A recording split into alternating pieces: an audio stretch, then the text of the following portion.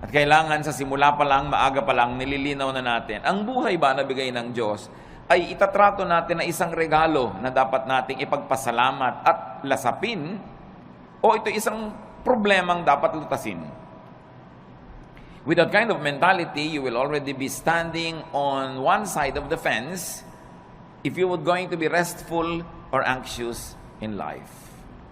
John 16:33, Jesus says, I have told you this so that you might have peace in your hearts because of me. While you are in the world, you will have to suffer. But cheer up, I have defeated the world. Napaka-relevant po sa buhay natin mga kapatid, itong mga verses na ito. Kasi namin ng Panginoon, sinasabi ko sa inyo na dahil sa akin, pwede kayong magkaroon ng kapayapaan. Totoo, habang nandito kayo sa mundo, marami kayong lalasapin, haharapin, kakabakahin, problema. Pero, huwag kayong mawala ng pag-asa.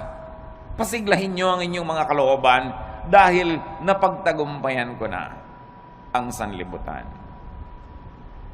Kuminsan, nagkakaroon tayo ng feeling na defeated because we think we are the ones fighting. But the Lord is our champion. Nabuhay siya at namatay para sa atin. Ang lahat ng tagumpay ng Panginoon ay tagumpay natin at siya'y walang kabiguan. Maging ang kamatayan na hindi nagtagumpay na siya'y hawakan ng matagal at siya'y nabuhay na muli, isang pangako na ang lahat ng sumasa kanya ay mabubuhay ding muli. Kasi sabi niya, alam nyo, kaya lumalaki ang problema nyo, pinapalaki nyo. Kaya bumibigat ang kalooban nyo, pinapabigat nyo. Totoo, kung magiging makasanlibutan lang kayo at mag-iisip lang kayo bilang mga karaniwang tao, talagang marami kayong dapat ikatakot at hindi kayo papapahinga. Pero bakit nyo gagawin yung matakot? Samantalang napagtagumpayan ko na ang lahat. That in Christ we have our victory. That even in our personal performance, we might fail every now and then, but it is not our performance that counts, but the performance of the Lord. Hindi yung kulang sa atin ang binibilang, kundi yung kapupunan na ibinibigay ni Jesus. Hindi yung ating karumihan, kundi yung paglilinis ng kanyang dugo. Hindi yung ating mga kamalian, kundi yung kanyang pagiging tama ang siyang ibinibigay at ibinibihis sa atin, kaya marapat lang na atin itong unawain. Life is indeed a gift to be enjoyed and shared. Like love, enjoyment and happiness is like a handful of sand. Yun pong buhangin, pag hinawakan nyo lang ng nakarelax ang kamay nyo, andyan lang. Pero subukan yung sobrang diinan ng hawak, sikipan, dumudulas sa pagitan ng mga daliri natin yung buhangin at natatapong lahat. When you hold too tightly, sand slips through your fingers. And happiness is like that. Enjoyment, like love, is like that. Pag sobrang mong hinigpitan, nawawala. Dapat relax ka lang. Relaxing and knowing how to relax could be a great tool of survival in this age of stress. Marami talagang stress ngayon. Pati nga inumin mong tubig, binabayaran na, binibili, nung araw naman hindi. Maraming gastos ngayon na dati hindi naman gastos. Yung load, ang laki-laki ng pera mong napupunta sa load, dati naman hindi ginagastahan yan eh. Marami talaga. Pero marami ring blessing na available. Kita nyo naman, nagsusurvive ang lahat. Life is even better. So how to rest and relax, or how to live really, is our topic. And how do you do that? Do not hurt yourself. Marami pong mga tao nasasaktan, kaya lang hindi nila alam sila ang nananakit sa sarili nila. Kaya kailangan matanggal yung takip ng ating mata at mabunyag yung katotohanan na madalas tayo ang may likha ng mga nananakit sa ating sarili. You've got to identify and define your self-inflicted pains. Parang yung nagpepenitensya, siya ang nag-aapanghampas sa sarili niya. Siya ang nagsusugat at nagsasakit sa sarili niya. Marami mga tao ganun ang ginagawa nila sa buhay. Although, hindi kasi tayo laging conscious. Ano-ano po ang mga self-inflicted pains? Kasi kung meron kang tatanungin, gusto mo bang saktan ang sarili mo? Ang sagot natin, siyempre hindi. Ba't ko sasaktan ang sarili ko? Gusto mo bang lagyan ng asido ang loob ng puso mo? Ba't ko lalagyan? Puso ko yun. Gusto mo bang pahirapan ang sarili mo? Of course, I will not do that. But the truth is, many of us do it. Ano po yung mga pahirap na tayo rin ang may likha? Jealousy. covetousness, and greed. They hurt. Napakalaki ng sugat, hirap, pasanin na ibinibigay sa atin kung tayo ay nagsiselos, naghahangad ng hindi atin, naiinggit, o nagiging sakim. Oras na meron kayong kinakainggitan, pinagseselosan, hinahangad na hindi naman inyo, pinapahirap nyo inyong loob. Yung merong mana ang kapatid mo, gusto mo maging sayo rin? Yung merong magandang damit ang iyong kapwa, imbes na matuwa ka at maganda yung nakikita mo, maiinggit ka pa? Yung hindi na sayo, pinipilit mo pang maging sayo, gagawa ka ng mga tricks, gagawa ka ng mga kasinungalingan, para maging sayo yon. Ang hirap mag-maintain ng kasinungalingan. Ang hirap gumawa ng mga tricks. Ang hirap maging parang gagamba na gumagawa ka ng sapot para yung dumadaang mga lamok biglang mahuli at kakainin mo na siya. But if you are greedy in life, if you're ruled by greed, you will never relax. Because you're forever inventing schemes. Gagawa ka ng mga paraan kung paano maging iyo ang hindi iyo. Kung paano aagawad yung mga tunay na mga may-ari. Kung paano sisiraan yung ating mga kinakainggitan. Self-inflicted pain yan. At gaano karami sa inyong high blood pressure, gaano karami sa mga cancer ng katawan natin na nagmula sa sobrang pahirap natin dahil pinapahirapan natin ang sarili. Dapat tulog ka na, hindi ka patulog. Dapat payapa ka, hindi ka payapa. Dapat nag-e-enjoy ka, naiinis ka, naiinggit. You harm your body. At pagpatuloy natin ginagawa yon, yung mga maliliit na mga laso na yun na iniipon natin sa ating katawan, nagiging sakit. Ang tatamaan yung mga pinakamahinang parts of your body, so doon magmamanifest yung mga sakit. Pero ang totoo nyo, nagsisimula sa isip mo yan. Nagsisimula sa iyong espiritu. Kaya sinasabi nga, mind over matter. Halimbawa yung mga taong sobrang magsikap, talagang nagpapakamatay, nagkakandara pa para laging panalo, para laging mas maganda ang gawa niya, mas mataas ang score niya, mas kahanga-hanga ang kanyang performance. Gaano karami doon ang dahil lang sa inggit. Sabi sa Ecclesiastes 4:4, "Then I realized that we work and do wonderful things just because we are jealous of others. This makes no more sense than chasing the wind."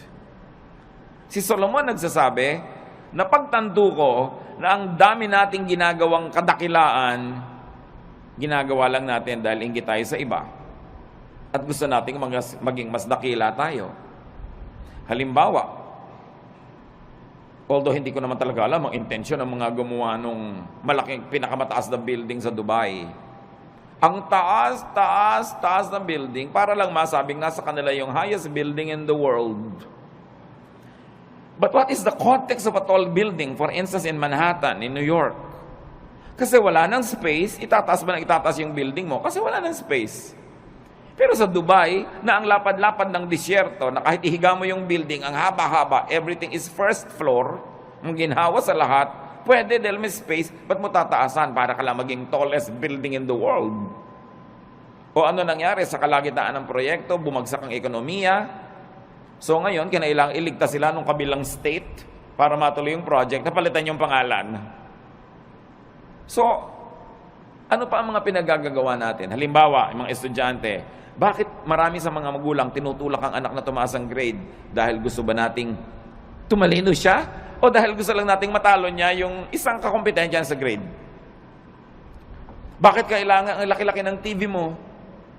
Ang liit ng bahay, lampas na yung TV sa dingding, nakikita na ng kapitbahay yung gilid. Bakit kailangan? Kasi malaki yung TV ni Kumare. Bakit kailangan mas malaki ang hikaw mo? Dahil ba talagang yung tenga mo, kailangan niyang paglambitin na ng mga mabibigat na hikaw? O mayroon kang kakompetensya. Bakit kailangan mas maliit ang baywang mo? Marami tayong ginagawa mga kapatid, pahirap sa sarili just because we're competing with other people. So sabi ni Solomon, vanity, meaningless. Isang pagpapahirap sa sarili na hindi kailangan. Isa pa bang pagpapahirap natin, fatigue. Fatigue hurts. Too much work is painful. Ang dami mga tao sobrang magtrabaho tapos ang konti lang naman ang nabe-benefit nila doon sa tinatrabaho nila. At the end of the day, sila yung lugi. Sino ang nakinabang? Ang mga kamag-anak nilang batugan. Mga kamag-anak nilang tamad, hindi nag-iisip, saan kaya ako kukuha ng ganitong gagastusin? Ano kaya ang gagawin ko? Pero at the end of the day, nagkakaroon din. Dahil kahit nagger ka, kahit nagagalit ka, bibigyan mo rin. So ikaw si lugi. Kaya lugi sa buhay yung mga OC. Yung mga obsessive compulsive, linis ka ng linis, sa iba dumi ng dumi. Hindi ko alam hanggang ngayon, hindi pa po ako decided kung tatawagin kong blessing yung mga taong walang pake. Yung may baha, walang pake. Tulog. Yung bukas may gastusan, walang pake. Pero at the end of the day, nabuhay din sila ng 70, 80 years old, masaya pa sila. Kaysa ikaw, worry ka ng worry, isip ka ng isip. At ang nangyayari tuloy, dahil mahilig ka mag-isip, ikaw tuloy ang sasagot sa mga gastusin niya. Kasi ikaw yung responsible. But is that the way to live? Do you want to be like that? You've got to let go of some things. Going against your conscience for the sake of gain hurts. Gaano karami, mga kapatid, ang ginagawa natin na labag sa ating budhi? Siro, ginagawa mo para lumaki ang iyong kita? O para mapalapit ka sa isang taong pinupuri mong ang totoo, nandidiri ka sa kanya? Ginagawa mo, pero naiinis ka sa sarili mo at ginagawa mo yon. So, ba't mo ginagawa? Yung bang gain na mapapala mo doon is more than the loss. Pag kinompare mo yung napala mo at yung lugi mo, na nahirapan ang iyong loob, napagod ang loob mo, nakakasira ng kalusugan. Nakakasira ng sarili. Ano pa po ang mga pahirap natin sa sarili na hindi natin nare-realize? Strained personal relations. They hurt. Tuwing meron tayong kaaway, kagalit, and we maintain this kagalitan, hirap tayo. Dahil kahit matigas ang loob mo, kahit ka pa nagtatapang-tapangan, aminin mo, mas gusto mo naman friendly yung atmosphere. Mas gusto mo naman na kabati mo yung kagalit mo ngayon. Mas gusto mo naman na love ka niya kaysa hate. Kahit nagpe-pretend ka pa that you don't care, you care. Why? Because the Spirit of God lives in us. And that Spirit is hurt whenever things are wrong. Kung ang mga relasyon natin sa ating kapwa ay pangit, kaya kami mga tao nagpapagamot, laging masakit ang ulo, laging masakit ang likod, laging masakit ang ganito. Tanong mo, marami ka bang kaaway na kamag-anak, kaibigan? Opo. Hindi mo kailangan ng gamot. Makipagkasundo ka lang, baguhin mo ugali mo, gagaling ka. Kaya kami sakit, kahit inumin mo lahat ng isang drum ng mga gamot, kung lagi kang nakikipag-away, lagi kang may kaaway, may gusto kang sugurin, defensive ka dahil may sumusugod sa'yo, magkakasakit ka. Kaya ang Panginoon nagtuturo, forgive, make peace. Sa palagay niya, nagtuturo siya para tayo lugihin? No. Nagtuturo siya ng ganoon kasi alam niya, when you forgive, you relax. When you make peace, you relax. And when you relax, you will get well, even if you're sick. Or you will not get sick. And then it's to your advantage. Lahat ng turo ng Panginoon, hindi para tayo madehado. Doon tayo panalo. Ang tulo ni Satanas, yun ang mahirap. Yung dapat ikaw ang panalo. Talunin mo siya. Dapat mas pataas ang score mo. Dapat mas mayabang ka sa kanya. Dapat mas malakas ka. Hindi ka mapapahinga. Pag lagi ka nakikipag-compete. And these are usually the burdens of and deception in highly professional vocations or in competitive endeavors. Yun ang pinag-usapan natin. Kaya nga kuminsan meron tayong kapatid o pinsan na masyadong baliwala, yung sobrang bahala na, sobrang hindi siya nag-aalala. Ang totoo, mas minsan humahaba pa yung buhay niya kaysa sa'yo. Siyempre, ayaw naman natin maging ganon. Pero meron tayo kahit konting dapat matutunan doon sa mga taong marunong magsawalang bahala paminsan-minsan. Kasi pwede mong punuin ang buhay mo ng puro takot. Pero anong mapapala mo? Obserbahan nyo sa aeroplano, pag magte-take off, iba-iba reaksyon. Meron talagang yung naninigas ang panga, nananalangin ng hindi matapos-tapos. Minsan magdalangin ka ng isang beses, tapos tama na. Ba't walang patid?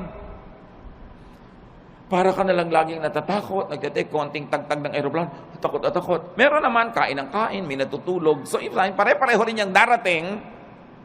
Kung 1 oras kayo sa loob ng aeroplano, o 5 oras, o siyam, pare-pareho rin naman kayong lalabas sa aeroplano na yung pag nag-landing, pero ikaw hindi ka nag-enjoy kung warrior ka. Because it's in your mind. Kaya nga po sabi ko doon sa mga laging natatakot, to myself included sometimes, when you get tempted to be afraid, may kilala ka na ba? Personal na kilala mo na namatay dahil sa plane crash? Wala pa akong nastatanong na yes ang sagot. May kilala ka nang namatay dahil nabundol ng tricycle. Meron. Meron kilala ka nang namatay na nasa kama lang, binangungot, namatay. Meron. May kilala kang nasa ospital, naliligid ng mga doktor, namatay. Marami. Yung pala, mas marami doon. Di mas matakot ka matulog. Mas matakot ka maglakad sa kalye. But pag sasakay ka, takot na takot ka because you're psyched yourself up to be afraid while flying is the safest way to travel. So it's all in your mind. Ba't mo papahirapan na yung sarili? Kung pwede ka naman mag-relax. And besides, kahit mag-worry ka, makokontrol mo ba yung hangin, yung aeroplano? No. So meron tayo dapat na punto na pwede tayong magsawalang bahala. Total, wala ka rin naman magagawa kahit sikapin mo na bahalain mo yun, hindi rin pwede. Worry hurts. When you worry so much. So do not worry. Do not play God. Ano po ang kinalaman, mga kapatid, ng worrying and playing God? Making things work is God's role. Yung hindi mo control, katulad nun, lumilipad ka na, hindi mo control yan eh. So hayaan mong God ang mag-isip doon. Colossians 1:17, God's Son was before all else, and by Him, everything is held together.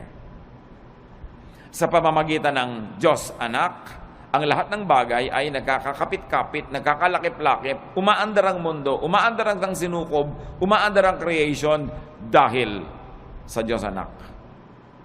Hindi dahil sa iyo. So kung meron dapat mag-worry, how to make things work, siya, hindi ikaw.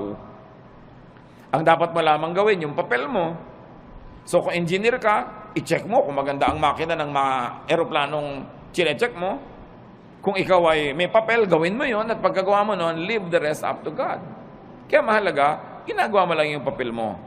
Sabi nga ng Desiderata, the universe is unfolding as it should. Sisikat ang araw bukas, tulungan mo man o hindi. At lulubog yun bukas ng gabi, pigilin mo man. Aandar ang lahat. Mag-global warming kung kailangan mag-global warming. Magkakaroon ng bagyo at aalis din ang bagyo. Babaha at huhupa ang baha. Lahat pa ulit-ulit lang na mangyayari. Hindi mo yung problema kasi hindi ka ang Diyos. Ang problemahin mo lang yung munting daigdig where you move, where you can make a difference, and then leave the rest up to God. Sabi ng Jurassic Park, life finds a way. Mga magulang, nag-aalala tayo, naku, yung anak ko aaten ng picnic, baka mahulog. Mangangunyapit yun. At pag nahulog na yon, aahon uli yun kung saan man siya nahulog. Baka siya malunod, lalago yung pilit. No? Gagawa siya ng paraan because life finds a way. Minsan ang takot ng mga magulang, mamatay siya ng hindi pa matatanda yung mga bata dahil hindi maaalagaan. Aalagaan din nila ang sarili nila. Kahit hindi mo alagaan yung mga batang yan, nakadikta sa kanilang kalikasan, aalagaan nila ang sarili nila. Pag may nahipo silang mainit na plancha, siyempre kahit hindi mo sabihin, tatanggalin nila yung kamay nila. Nakasulat sa atin yun.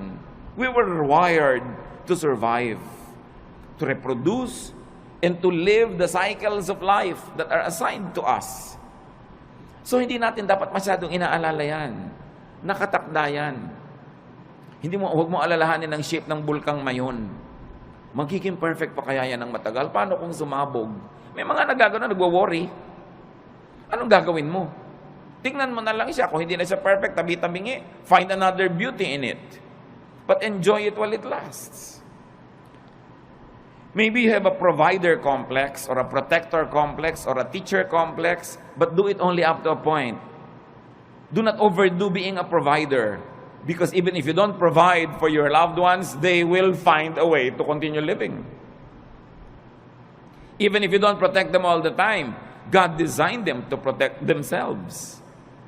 You don't always have to be the teacher. You don't always have to be the moralizer, the one who says the right thing, because they will also hear it from other sources, aside from they will hear it from their conscience.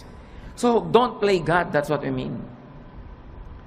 Iinom ka ng gamot, inumin mo, manalangin ka, and let it work. Huwag mong alalahanin.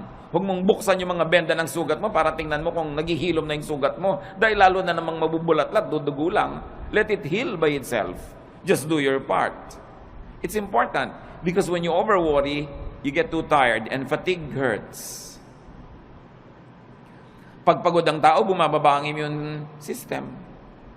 Madali kang magkasipon, madali kang magkaroon ng mga sakit pag pagod ka kasi bumababa yung panglaban ng katawan mo sa mga invaders. Kaya dapat nagpapahinga.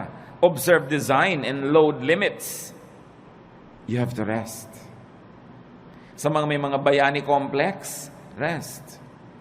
More work sometimes means more income, but often it means less happiness.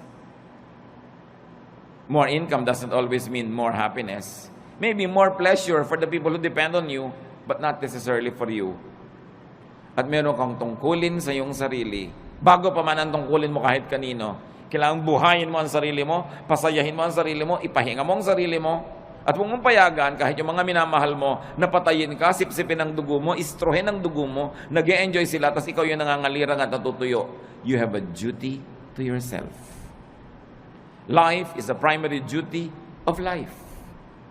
At paglabag sa utos at kalooban ng Diyos na nagbigay sa'yo ng buhay, napabayaan mo ang buhay mo. Kahit pa nga yung pagpapabaya mo, pagdugtong sa kaligayahan ng iba. Kahit sa airlines, makikita nyo doon sa kanilang mga anunsyo ng kaligtasan, pag nawala ng oxygen sa cabin, may malalaglag ng mga oxygen mask, anong gagawin mo? Una mong lagyan ng sarili mo. At pag nakakahinga ka na ng tama, at saka mo tulungan yung bata o yung matanda o sino man, you have a duty to yourself. And it's not selfishness. You were wired and created by God to protect the life that was assigned to you to protect. Yung ibang tao, ipoprotect nilang life nila. Sometimes we are overprotective But they will protect themselves because they too were wired to protect themselves. So do not overwork yourself. Rest from overwork. Learn appropriate contentment with what you make. Yung mga iba, lalo mga professionals, may kasabihan nga ngayon, dahil alam niyo sa Korea, South Korea, sobrang modernization at sobrang materialism tuloy dahil puro pera, may kasabihan ngayon doon, a Korean man gets stomachache when his cousin builds a new house. Dahil naiinggit siya, bakit may bago siyang bahay? Anong problema ko? Ba't di ako nakakapagpagawa? So papagawa din siya. The competitiveness is too much. That's why one of the highest rates of suicide dyan. Dahil sa competitiveness. 1 Timothy 6:6-7, and religion does make your life rich by making you content with what you have. We didn't bring anything into this world, and we don't take anything with us when we leave. Sabi dapat kontento ka kung anong meron ka. Hindi sinabi na kung ano na lang nandyan pwede na. Kasi itinuro, 6 days you shall work, and on the 7th you will rest. So it follows that you will really achieve, that you will acquire, that you will amass, and you will have. But the point is, be contented with what you naturally have. So kung ito pa lang yung kinikita mo ngayon, ginagawa mo naman yung best mo, huwag mo i-compare sa kita ng iba to the point that you will kill yourself trying to beat that other person and trying to make more. Kaya nga sa mga highly professionalized fields, totoong-totoo yan, ang daming may ulcer, ang daming may insomnia. So they squander their youth trying to make money, and when they are old, they use all their money to become healthy again. So mahalaga, iniingatan mo yung katawan mo na may limit ang pwede kong gawin. Hindi ako pwedeng lagi nagpapakabayani. Hindi ko laging sosolve ang problema ng daigdig. I will have a healthy level of self-preservation. Do not strain yourself to make now what you should still make tomorrow. Yung kikitain mo pa bukas, huwag nang kitain ngayon. Magpahinga ka naman. At sabi ni Solomon, the more money you make, the more people come to spend it. And don't you find it true? Nung maliit ang kita nyo, hindi kayo pinapansin ng mga tao, so yung maliit na kita nyo, kasya sa inyo. Nung lumaki-laki, biglang naalala na ngayon ng nanay mo na malaki yung kita mo, naalala ng kapatid mo, naalala ng pinsan mo, heto na ngayon nakadaing sa'yo, nakahingi. Lumaki pa lalo ang kita mo, pati mga pinsan mo ngayon nagdadatingan na para makihalo at makikuha sa mga kinikita mo. So ikaw ang mag-isang nahihirapan, nagdurusa, Yung iba ibinebenta ang kaluluwa, ginagasgas ang muka, sinasaktan ang sarili para kumita, tapos ang daming humuhot-hot. Do you like that? Pag marami kang kinikita, maraming makikiparte. Dadaming kamag-anak mo, maraming tutuntun sa'yo. Hindi naman masama maging matulungin tayo, but making more money at the expense of your health and peace does not always benefit you. Probably it benefits other people. And this is not what you want to happen in your life. Do not strain yourself. Natural lang dapat. At sabi ng Panginoong Jesus, let the day's own trouble be sufficient for the day. Tomorrow will be another day. Another problem with a solution.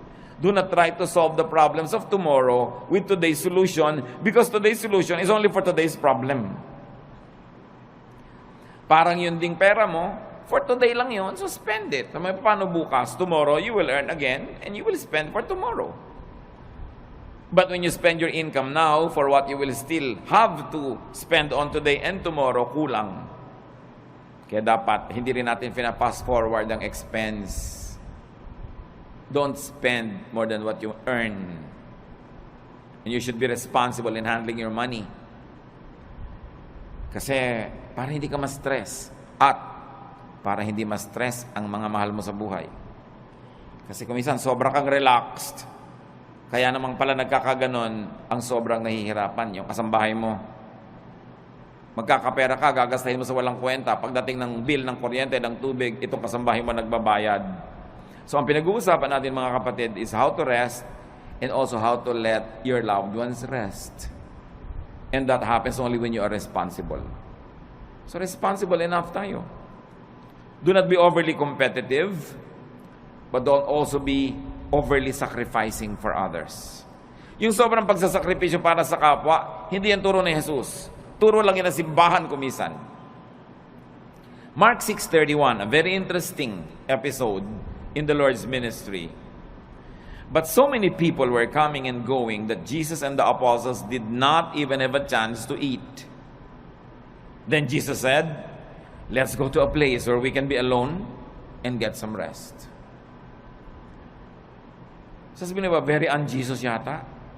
Ang daming tao na kailangan ng pakainin. Ang daming taong kailangan pagalingin.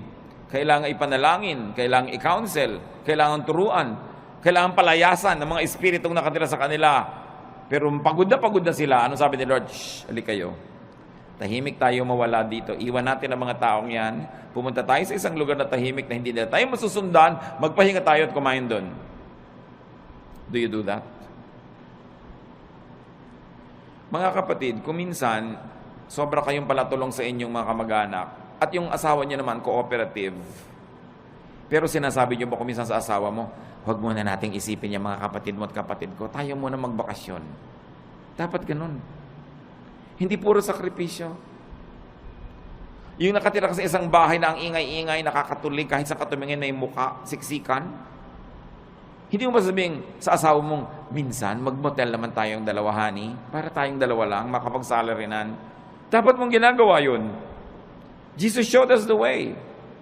Don't overkill yourself giving to others. You've got to give yourself time and space to enjoy the blessings of God, even though sometimes lang, once in a while, but you have to do it. Why? Because you cannot give what you do not have. Pag lagi ka ng aburido, wala ka rin namang maibibigay. Kung isang pera lang, pero may kasama pang bunganga, kasi aburido ka. Minsan, nagbabantay ka nga sa pasyente, pero kulang na lang, hulog mo siya sa kama. Kulang na lang, hagisan mo ng juice niya. Kasi pagod na pagod ka nakababantay. So, pwede mo sabihin, mga kapatid, kayo naman magbantay sa nanay, pagod na ako, mainit na yung ulo ko pati sa kanya. Why? Because we have limits. So, wag nating sobrang pagodin din ang kapwa natin. Sa mga families, kumisan unfair eh. Yung nag-aalaga sa magulang, yung isa lang napa-assign, dapat take turns. Para fresh ka. Kung may mga hirap, kailangan you take turns facing the difficulty, hindi lang isa yung naka-assign. Observe your limits and observe your Sabbath. Kaya ang Panginoon, sabi niya, iwan muna natin sila. Kahit mamatay tayo dito, katutulong, hindi pa sila mauubos. So, kailangan magpahinga rin tayo. Dahil, habang mahal ni Jesus yung mga taong tinutulungan, mahal din niya yung mga manggagawa na kasangkapan para tulungan ang mga yon. So huwag niyong aalaw yung sarili niyo na maging manggagawa lang o ang mahal niyo sa buhay na nagko-cooperate, kayo na lang, tapos puro benefit ng iba. You have to learn to set time and space for your own enjoyment. Every day, every week, every month is long enough for you to have that private, pleasurable moment. We all need that to keep our sanity. Para hindi ka mabaliw. Kaya yung nasosobrahan, hindi ba, kinakausap na ang butike, nakikipag-chess na sa anino, at nakikipagtalo kung sinong nanalo. Why? Wala man lang pahinga. Walang relaxation. Another self-inflicted pain is anger. Anger hurts. Gaano karaming kalusugan natin nasisira dahil nagalit tayo o nananatili tayong galit? Tuwing galit ka, nagdurusa ang iyong katawan. So, ang totoo nun, ikaw nagpaparusa sa sarili mo. Kaya yung magagalitin, mga kapatid, huwag na kayo makipag-away. Yun lang sila nagagalit sa inyo, yun na ang parusa sa kanila. Kasi napakalaking parusa sa katawan, sa isip, sa emosyon na magalit. So, contain or avoid anger. And once more, don't play God. Why do I say that? Because anger is the prerogative of the perfect. Dapat yung perfect lang nagagalit.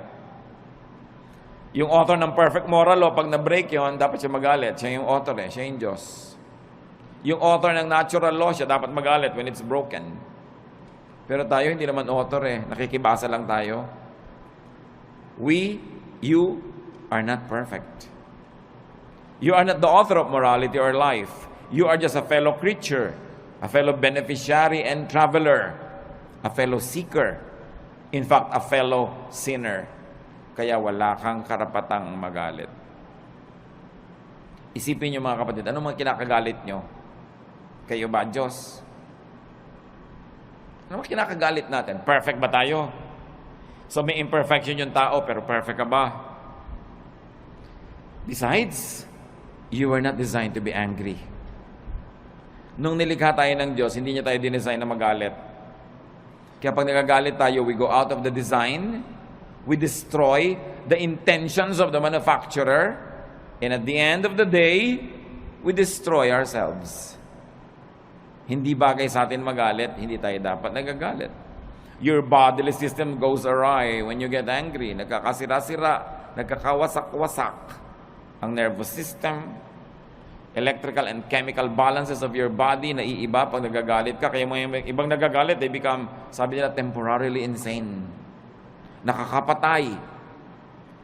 Traffic altercation, nakakabaril ka ng kapwa, tapos makukulong ka forever. Dahil lang nagalit ka. That's why galit should be controlled. And your bodily system, including your soul, gets damaged when you stay angry. So, dapat hindi magalit, at tapos kung nagalit na, dapat hindi tagalan. Kaya ang sabi sa Bible, do not go to bed while you're still angry. Do not let the sun go down on your anger, which means, huwag mong patagalin yan. Pero yung merong nagdaramdam sa inyo, 7 taon na, gusto niyo bang tumapak kayo sa tamtax at huwag niyong alisin sa talampakan niyo ng 7 taon? Tuwing naglalakad kayo, kumikirot, dumabaon, nagnanana, higit pa ron pag meron kayong galit na kinikimkim sa puso. Dahil hindi lang talampakan na naapektuhan. Naapektuhan ang inyong puso, ang inyong isip, ang inyong emosyon, relasyon sa kapwa, relasyon sa Diyos, kalusugan. It is foolish to remain angry. So, don't remain angry dahil kayo banal.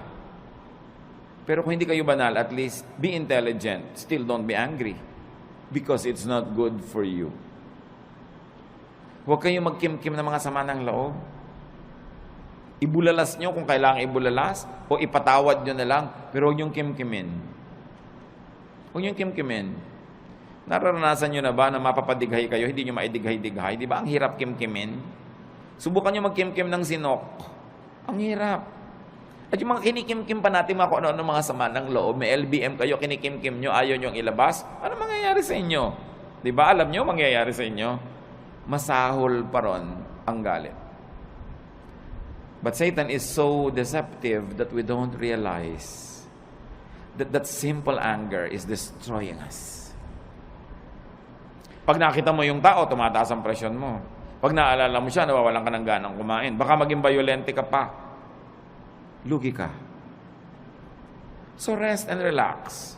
Rest your body, your senses, with pleasure and beauty. Kaya kailangan natin ng kagandahan. Kailangan natin ng kasiyahan. Observe the human body. It's really a fun machine. Pag tinignan mo ang bawat bahagi ng iyong katawan, it's a fun machine. It was designed for sensual experience, which religion demonizes, but the law of nature is the purest law of God. So ginawa kanya ang body mo na may mga kiliti, may mga saya. Bakit pagka inom ka, mayroon pang masarap na temperature? Pagkakakain ka, may masarap na lasa? May tamang alat, tamang asim? Bakit pag may tinitingnan ka, dapat maganda yung shape, tama yung kulay? Pag may pinapakinggan ka, hindi noise, dapat music. Bakit nilagyan tayo ng Panginoon ng iba't ibang senses? For us to enjoy those senses. So, you relax your body with beauty. Nililinis mo ang bahay mo para maganda, mabango. Nililinis mo ang kapaligiran, inaayos mo. It's great therapy.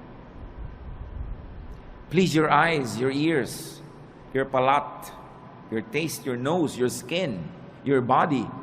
It is not ungodly. Why? Because our spirit lives in this body.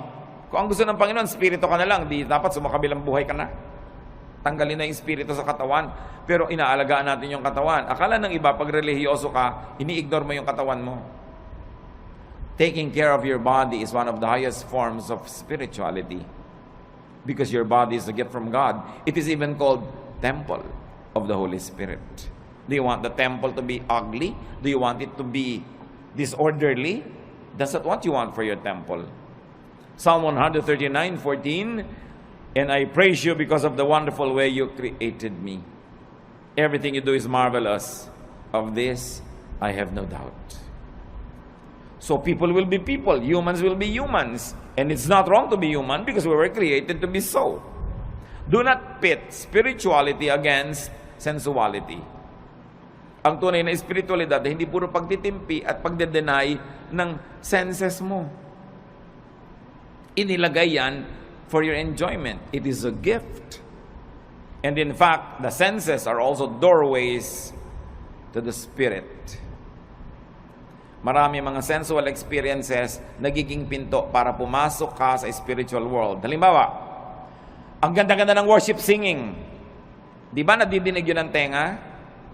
But because you hear it and it's beautiful, you are transported in a spiritual way to the point that you say, I heard God. I saw God. I felt God's love. I was ministered to. Na-bless ako. Tenga pa lang yun. Kaya napakalaking krimen sa mga musicians sa church na hindi nagpa-practice. Kasi paano mo itatransport yung mga tao to a spiritual level kung tunog mo pa lang nayayamot sila dahil mali? So imbes ikaw makalimot sa sarili at madala ka sa spiritual level, hindi ka makalimot-limot dahil kitang-kita mo, dinig na dinig mo yung mali. Nagiging critical ka pa tuloy, nagiging palapintas, nagkasala ka pa. Pero kung maganda talaga yung music. There was a long stretch in my spiritual life na ang talaga nagdala lang sa akin, mga kapatid, kanta ng choir. Umaattend ako ng church na yun ng kung ilang taon, nung isang attendee ako. Bihira naman ako talaga mabless doon sa message. Boring talaga. Bihira talaga ako mabless sa ibang nakikita ko, pero inaabangan ko lang yung kanta ng choir, and that sustained me for a long, long time. It was enough food for me. But can you imagine kung maganda na yung kanta ng choir, maganda pa yung message, mabait pa yung kapatiran, mabango pa yung church, maayos pa lahat? Grabing, maraming pinapasukan sa senses natin yung blessing ng Diyos. Kaya hindi ba may aromatherapy? Pagpupunta ka sa mga spa, ano pong gusto nyo? Yung nakakapagpahinga, yung nakakagising, yung nakakatulog, kung ano-anong maipapaamoy sa'yo, pipili ka ng scent. Because through the nose, the spiritual world becomes real. Kaya kung nakatira ka sa mga lugar na ang baho-baho ng paligid, di ba away ng away ang mga tao doon? Kasi pag amoy mo, nasa utak mo na agad yung baho. Sa palagay mo, kung puro baho ang naaamoy mo, babait ka? Ang hirap. So you don't deny the senses. and use the senses to rest. So kung makikinig ka ng magandang music, may naamoy kang mabango, may nakain kang masarap, kahit hindi mahal, mapapahinga ang katawan mo. At yung pahinga na katawan, tinatahanan nyo ng espiritong payapa. Kahit gaano kataas ang espiritu mo, kung nasan yung katawan mo, dun yun pupunta. So kung ang baba-baba ng level ng katawan, nahihila niya pababa yung spirit. Kaya sinasabi, the spirit is willing, but the body is weak. So the body has to be strengthened. With pleasure, with rest, with cleanliness, with righteousness.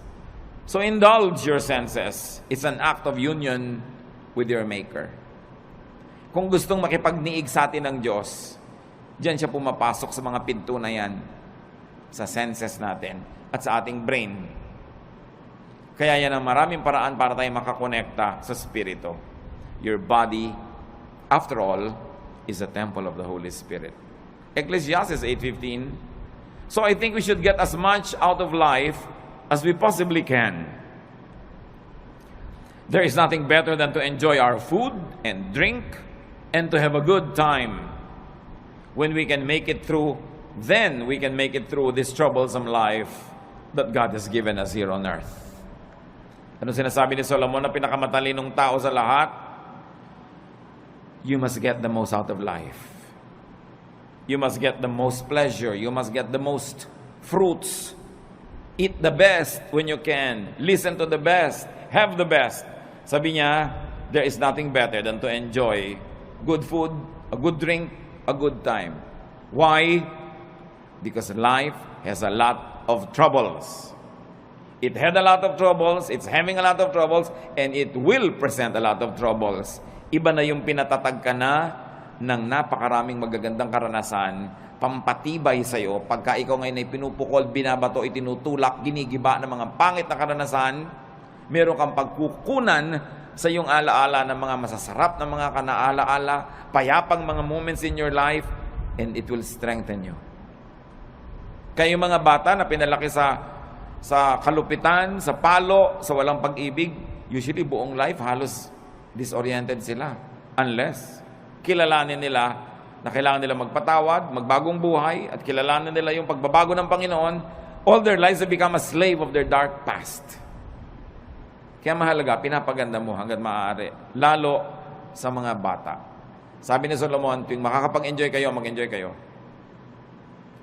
Kasi may mga panahon, kahit may pera kayo, wala kayong gana. Makakabili kayo ng pagkain, pero magaan lalamunan nyo. So ngayong may pambili kayo at meron kayong gana, eat. Bata kayo, kaya nyo yung mamasyal, pumunta doon, gawin nyo yun. Basta binabalansin nyo lang ng tamang pagtatrabaho, responsibility, faithfulness to God. Meron ka ngayong kakayanan na mag-enjoy, enjoy it. Dahil ang bukas hindi mo alam kung pwede mo pang ma-enjoy. Food and drink and good times need not be expensive. Food and drink and good times need not come from damaging toil and overwork, and it need not be paid for with a damaged body and a bruised soul. Hindi totoo ang chismis na kailangan mo pa magkasala, magnakaw, gumawa na masama para ka mag-enjoy sa buhay. Maraming bagay na libre at maraming bagay na hindi naman mahal. Ang kailangan lang baguhin natin attitude. We must remove from our value system the notion, the mistaken notion that spirituality means suffering all the time. If God likes you to suffer, bakit niya lagyan ng nerve endings ang iyong katawan that is meant for enjoyment? Because God likes us to have a good life. No eye has seen, no ear has heard, no mind has conceived what God has prepared for those who love Him. Another way to relax and how to live is to rest your spirit by doing good. Ephesians 2:10, we are God's workmanship, created in Christ Jesus to do good works, which God prepared in advance for us to do. Sabi, likha tayo ng Diyos. Nilikha kay Jesus para gumawa ng mga mabuti at yung mga magagandang gawain natin, inassign na noon pa man, bago pa tayo sinilang. So may assignment tayong lahat na gagawing mabuti. At pag hindi nyo ginagawa yon, may bahagi ng inyong puso na lamukot, lukot, tiklop, pipi, nagdurugo, nasasaktan, may kirot. Kasi wala ka sa design. Dapat hanapin mo, kapatid, ano yung assignment mo sa mundo, anong mission mo. Sa buong buhay, sa isang taon, sa isang buwan, sa isang linggo, sa isang araw, sa isang oras, nag-iiba-iba yung mission na yun. Lagi ka lang sensitive. Anong maganda na pwede kong gawin ngayon, ang assignment ko kay Lord? Gawin nyo. Sasaya kayo. Basta ginagawa nyo ang kalooban ng Panginoon, may pera kayo't wala, malusog kayo't hindi, nag-iisa kayo o may kasama, may malalim kayong saya na tinatawag sa English na joy. It is not dependent on outward events. It is there in your spirit. Pero, pag alam na alam nyo kung ano yung mabuti nyong dapat gawin, tapos maang-maangan kayo, in-ignore nyo, di nyo ginawa, kahit may pleasure kayo, kahit may pera, kahit maganda yung kapaligiran, may nagluluksa sa inyong kalooban na hindi nyo pwedeng itanggi at itatwa. So, ang pinakamabuti sa tao, maging totoo sa espiritu, maging totoo sa sarili. Be in character, be true to form. You were not an accident. You were created before the foundations of the world by God's will. Hinintay lamang na lumabas ka sa panahon at sa lugar, pero meron ng kalooban ng Diyos para sa iyo at may assignment ka na. Dapat yung gawin, dapat yung hanapin. Pag hindi mo ginagawa yon, may pera ka man, mataas man ang iyong kalagayan, sikat ka man, may kulang. Parang naglalakad kang merong bato sa loob ng sapatos mo na natatapakan mo, hindi masaya, hindi masarap. Psalm 62:1, my soul finds rest in God alone. My salvation comes from Him. Hindi tayo mapapahinga hanggang wala tayo doon sa sentro ng kalooban ng Diyos. So huwag makipagtunggali, huwag lumaban, makiayon. Flow with the Spirit of God, enjoy the trip, enjoy life, do what you have to do good, be righteous, and then meet your Maker when time comes. There will be no regrets when you have lived a full life. Nabigyan mo yung dapat mong bigyan, nakain mo yung gusto mong kainin, which of course entails work. You have to work, you have to earn it, so that you will have something for yourself and more to give away.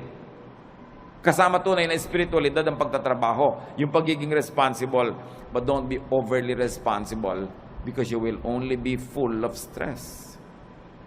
Marunong ka dapat magsara ng dapat isara, lumimot ang dapat limutin, magpatawad ng dapat ipatawad, para nakapahinga ang iyong kaluluwa. Pero mahalaga, punuin ang buhay ng mabubuting gawa. Revelation 20:12, I also saw all the dead people standing in front of that throne. Every one of them was there, no matter who they had once been. The book of life was opened. The dead were judged by what those books said they had done.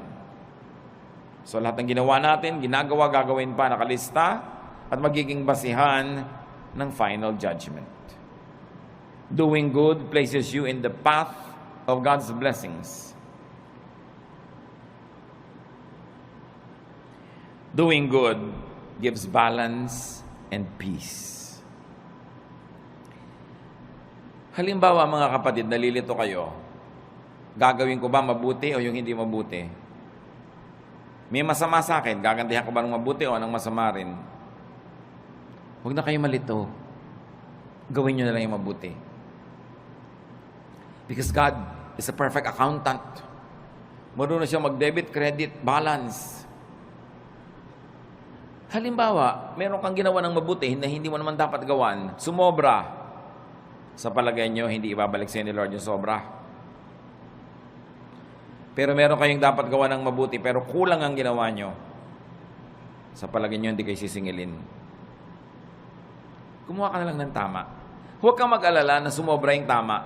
Kasi, credit yon. Pwede ngayong itapal sa mga marami mong kulang sa buhay. Kaya sabi, just love. Keep loving people. Because love covers over a multitude of sins. Maging maibigin ka. Dahil yung pagiging maibigin, nagiging pantakip sa maraming kakulangan sa buhay. At pag pinag-aralan nyo yung word na pwede mong itanong, sino yung natatakpan ng pag-ibig? Yung iniibig o yung umiibig? Pareho. Pag tinignan nyo yung Greek word na ginamit doon, pwedeng gamitin both ways. Na pag maibigin ka, yung pag-ibig mo, natatakpan yung pagkukulang ng taong iniibig mo. At di ba totoo? Pag mahal nyo yung tao, napagtatakpan ng pag-ibig nyo yan eh. Pero eto pa, pag maibigin kayo at umibig kayo sa kapwa, pati yung mga pagkukulang nyo, natatakpan. That's why love is the answer. And you know the other side of it, the opposite, hatred. Why hate when you can love? Pareho lang nakakapagod yan. Parehong kailangan mo invest na ng emotion, ng kilos. Mas nakakapagod pa nga to hate. Pwede kang sumimangot, pero pwede ka rin ngumiti. Mas maraming muscle ang ginagamit pag naninimangot, kaya mas tatanda ka. So ngumiti ka na lang. Why do wrong when you can do right? It's not even a choice. It is so obvious that it should not even be a choice.